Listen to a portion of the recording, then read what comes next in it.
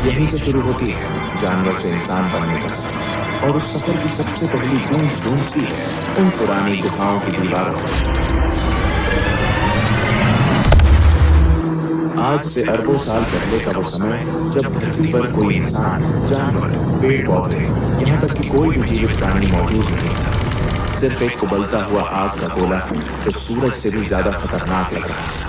न कोई हवा थी, न पानी, सिर्फ धरती हुई गर्मी, अंधेरा और चारों तरफ तबाही। ये वही धरती है जिस पर आज हम खड़े हैं, लेकिन तब इसका वातावरण इतना विषैला और गर्म था कि जीवन का कोई सवाल ही नहीं उठता।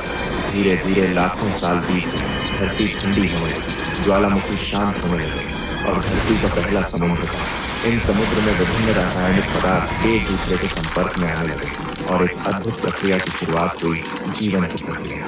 पहले सूक्ष्म जीव बने जिन्हें हम प्रोकैरियोटिक कोशिकाएं कहते हैं। ये इतने छोटे थे कि उन्हें देखने के लिए माइक्रोस्कोप की भी जरूरत पड़ती। ये प्राणी ही जीवन की पहली कड़ी थे। कोई हाथ पैर नहीं, कोई दिमाग नहीं, बस एक सरल कोशिका जो जीवन के पहिए को घुमा रही थी। धीरे धीरे प्रोकैरियोटिक जीवों ने खुद को विकसित किया और यूकैरियोटिक जीव अस्तित्व में आए। अब जीवन सिर्फ एक कोशिका तक सीमित नहीं था, बल्कि कई कोशिकाएं मिलकर एक शरीर का निर्माण करने लगी थी। फिर समय के साथ धरती का वातावरण बदलता गया, पृथ्वी में ऑक्सीजन की मात्रा बढ़ने लगी और समुद्र जीवन से भरने लगे। फिर आया एक ऐसा समय जिसने जीवन की दिशा ही बदल दी। इस दौरान हजारों नई प्रजातियां एक साथ विकसित हुई। जटिल जीव जैसे मछलियां, कीड़े, जेलीफिश और कई अनोखे समुद्री जीवों का आगमन हुआ। रीढ़ वाले जीव पहली बार दिखने लगे। जीवन तेजी से विकसित होने लगा और फिर कुछ जीव पानी से बाहर निकलकर धरती पर भी अपने पैर जमाने लगे। कुछ मछलियां विकसित होकर उभयचर यानी एम्फिबियंस बन गई, जिन्हें पहले पानी और फिर धीरे धीरे जमीन पर रहने की ताकत मिली। फिर आए सरीसृप यानी रेप्टाइल्स। ये वो जीव थे जिन्होंने धरती पर राज करने की शुरुआत की। इन सभी के बीच धीरे धीरे विकसित हुआ एक ऐसा समूह जिसने आगे चलकर पृथ्वी के सबसे बड़े साम्राज्य को जन्म दिया, डायनासोर। धरती का सबसे दिलचस्प दौर जब डायनासोर पूरी पृथ्वी में राज करते थे, जो लगभग 23 करोड़ साल पहले शुरू हुआ था। डायनासोरों की दुनिया सिर्फ एक जैसे विशाल जीवों की नहीं थी, बल्कि ये एक पूरी जैव विविधता से भरी दुनिया थी, जिसमें हर प्रकार का डायनासोर अपनी एक अलग पहचान और भूमिका निभाता था। कुछ डायनासोर शुद्ध रूप से शाकाहारी थे, जैसे ब्रैकियोसोरस, जो अपनी लंबी गर्दन से आसमान छूते पेड़ों की ऊंचाई तक पहुंच जाते और वहां के पत्तों को आराम से चबाते थे। इनके विशाल शरीर और शांत स्वभाव के बावजूद इनके चारों ओर हमेशा सतर्कता बनी रहती थी, क्योंकि शिकारी हर कोने में छिपे हुए थे। वहीं ट्राइसेराटॉप्स जैसे डायनासोर अपने बड़े और मजबूत सींगों के साथ नजर आते थे, शांत स्वभाव वाले, मगर जरूरत पड़ने पर अपने दुश्मनों से टकरा जाने वाले योद्धा। दूसरी ओर मांसाहारी डायनासोरों की दुनिया कहीं ज्यादा खौफनाक थी। टायरेनोसोरस रेक्स को कौन नहीं जानता, विशालकाय जबड़े, नुकीले दांत और राक्षसी ताकत, जिसने इसे अपने समय का सबसे खतरनाक शिकारी बना दिया था। पर इससे कम खतरनाक नहीं थे वेलोसिरैप्टर्स, जो आकार में भले ही छोटे थे, मगर चालाकी, तेजी और टीम वर्क से अपने शिकार को चौंका देते थे। लेकिन डायनासोरों की कहानी सिर्फ धरती तक सीमित नहीं थी। कुछ ने आसमान में उड़ान भरी, जैसे पेरोडैक्टाइल्स और क्वेट्ज़लकोअट्लस, जिनके पंख इतने विशाल थे कि लगता था जैसे पूरा आकाश ही उनके कब्जे में हो। ये उड़ने वाले डायनासोर शिकार करने के लिए या लंबी दूरी तय करने के लिए आसमान में इधर उधर मंडराते रहते थे, और वहीं जब नजरें समंदर की गहराइयों में जाती हैं तो वहां भी डायनासोरों जैसा जीवन मौजूद था। मोसासोरस जैसे समुद्री शिकारी अपनी ताकतवर पूंछ और जबड़ों से पूरे समुद्री जीव जगत पर राज करते थे, जबकि प्लीसियोसोरस अपनी लंबी गर्दन और तेज तैराकी के साथ गहराइयों में शिकार की तलाश में निकलते थे। यानी डायनासोरों का युग धरती, आकाश और समुद्र तीनों में फैला हुआ था, और हर जगह वे अपनी अपनी दुनिया के बादशाह थे। डायनासोरों का साम्राज्य करीब 18 करोड़ साल तक चलता रहा, लेकिन फिर करीब 6.5 करोड़ साल पहले धरती पर एक विनाशकारी घटना घटी। एक विशाल उल्कापिंड मैक्सिको के युकाटन प्रायद्वीप से टकराया। इस टक्कर की ताकत इतनी जबरदस्त थी कि उसने आसमान में धूल और रात का अंधेरा फैला दिया। सूरज की रोशनी धरती तक पहुंचनी बंद हो गई, तापमान गिरने लगा और सबसे पहले असर पड़ा पेड़ पौधों पर। जंगल धीरे धीरे सूखने लगे।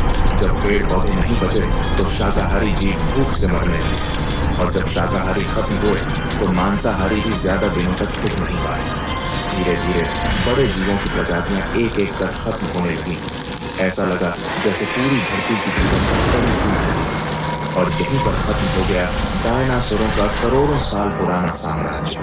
मगर इस तबाही के बीच धरती एक नई शुरुआत की तैयारी कर रही थी। एक नई सभ्यता, नए जीव और अंततः इंसानों का युग शुरू होने वाला था। डायनासोरों के विनाश के बाद धरती पर एक नया अध्याय शुरू हुआ। करोड़ों सालों तक दबे, छिपे और भय में जीने वाले छोटे छोटे स्तनधारी जीव अब मुक्त थे। पहले ये जीव पेड़ों की झाड़ियों में, जमीन के नीचे बिलों में या चट्टानों की दरारों में छिपकर रहते थे, क्योंकि धरती पर डायनासोरों का राज था और उनका किसी भी समय शिकार हो जाना तय था। मगर अब वह डर मिट चुका था। वातावरण धीरे धीरे स्थिर हो रहा था और जीवन को फिर से फैलने का मौका मिल रहा था। इन स्तनधारियों की खासियत थी कि इनके शरीर पर फर था, जिससे ये तापमान के बदलते हालात में खुद को बचा सकते थे। ये अपने बच्चों को जन्म देकर दूध पिलाते थे, जिससे उनकी संतानों की जीवन दर अधिक थी। जैसे जैसे समय बीतता गया, इन स्तनधारियों ने अपने पर्यावरण के हिसाब से खुद को ढालना शुरू किया। कुछ ने पेड़ों पर रहना जारी रखा, जहां उन्हें फल, पत्तियां और सुरक्षा मिलती थी। वहीं कुछ जमीन पर उतर आए और उन्होंने नई चुनौतियों का सामना करना सीखा। खुला आकाश, खुले शिकारी और बदलता मौसम। डायनासोरों के बाद धरती स्तनधारी जीवों से भर गई थी, लेकिन उनमें से कुछ खास प्रजातियां धीरे धीरे एक नए मुकाम की ओर बढ़ रही थी। ये थे प्राइमेट्स, यानी वो जीव जो आज के इंसानों के सबसे नजदीकी पूर्वज माने जाते हैं। यही जीव आगे चलकर इंसानों के पूर्वज बनने वाले थे। इन प्राइमेट्स का विकास काफी रोचक था। उन्होंने पेड़ों पर चढ़ना, शाखाओं पर छलांग लगाना और तेजी से भागना सीखा। धीरे धीरे उनके अंगों में बदलाव आने लगा। उनकी उंगलियां लचीली होने लगी ताकि वे शाखाओं को मजबूती से पकड़ सके।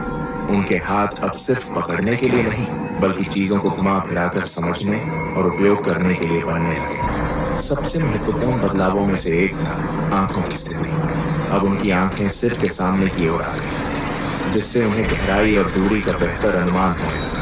यह बदलाव उन्हें पेड़ों पर छलांग लगाने और शिकारियों से बचने में बेहद मददगार साबित हुआ। समय के साथ प्राइमेट्स का दिमाग भी विकसित होने लगा। वे अब छोटे समूहों में रहने लगे, मिलजुल कर भोजन ढूंढते और एक दूसरे को खतरे से सावधान करते। सामाजिक जीवन की शुरुआत यहीं से हुई। समूहों में रहना और एक दूसरे से संकेतों के जरिए संवाद करना। सामाजिक जीवन की शुरुआत यहीं से हुई। समूहों में रहना और एक दूसरे से संकेतों के जरिए संवाद करना उनके दिमागी विकास का एक बड़ा कारण बना। धीरे धीरे शरीर में और भी बदलाव आने लगे।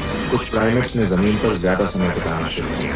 शाखाओं पर लटकने वाले हाथ अब जमीन पर चलने में भी इस्तेमाल होने लगे। रीढ़ की हड्डी में हल्का झुकाव आया और शरीर की बनावट ऐसी होने लगी कि वे कुछ समय के लिए दो पैरों पर खड़े हो सके। यही वो समय था जहां इंसान बनने की दिशा में पहला कदम रखा गया। दो पैरों पर खड़े होना सिर्फ एक शारीरिक बदलाव नहीं था, ये संकेत था एक नई सोच, एक नए दृष्टिकोण और धरती पर आने वाले सबसे जटिल जीव मनुष्य की शुरुआत का। आज से लगभग 20 लाख साल पहले इंसानी विकास की यात्रा ने एक नया मोड़ लिया। होमो इरेक्टस का उदय हुआ, जिसका अर्थ है सीधा खड़ा होने वाला मानव। यह हमारे पूर्वजों की इवोल्यूशनरी कड़ी में एक बेहद अहम पड़ाव था। होमो इरेक्टस न सिर्फ दिखने में पहले के प्राइमेट से अलग था, बल्कि इसकी क्षमताएं भी कहीं अधिक विकसित थी। इनका मस्तिष्क पहले की तुलना में बड़ा और अधिक जटिल हो चुका था, जिससे सोचने, समझने और समस्याओं को हल करने की क्षमता बढ़ी।